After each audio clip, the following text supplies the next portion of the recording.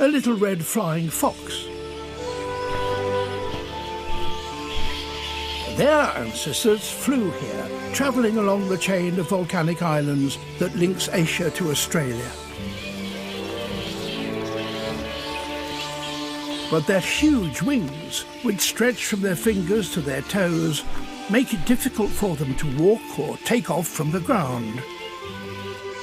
So when they want to rest, they hang upside down in trees.